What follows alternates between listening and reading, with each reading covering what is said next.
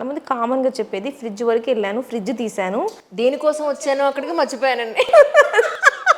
ఎందుకంటే వాళ్ళకి ఫ్రిడ్జ్ వెళ్ళే ప్రాసెస్లో ఆ స్టవ్ మీద ఉంది, పిల్లలకి టైం అవుతా ఉంది, మా ఆయనకి బాక్స్ కట్టాలి, ఇవన్నీ జరుగుతుంటాయి అన్నమాట. వీళ్ళు ఎవరైనా అలా ఉన్నారు. సో అది చెప్తారనమాట, నేను మర్చిపోతున్నానంటే అది చెప్తాను. పనులు తగ్గించుకోండి, ఎట్ ఎ టైం ఒకటి చేయండి ప్రశాంతంగా, తర్వాత నెక్స్ట్కి వెళ్ళండి.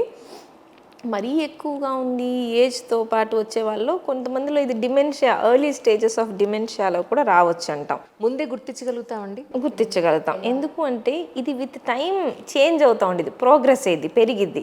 సో కొన్నిసార్లు దారులు మర్చిపోవడం, ఫెమిలియర్ చాలా ఫ్రీక్వెంట్గా చూసే వాళ్ళ పేర్లు మర్చిపోవడం, వాళ్ళ పర్సనాలిటీలోనే చేంజెస్ చూస్తాం అనమాట. ఒకప్పుడు పెద్దగా ఎవరితో కలిసేవాళ్ళు కాదు, కానీ ఎక్కువ కలుస్తుంటారు.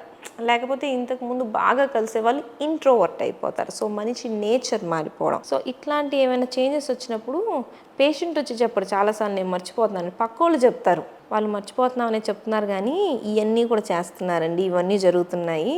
వాళ్ళ ఇంటికి అసలు వెళ్ళేవాడు కాదు, ఈ మధ్య వాళ్ళ ఇంటికి వెళ్తున్నాడు.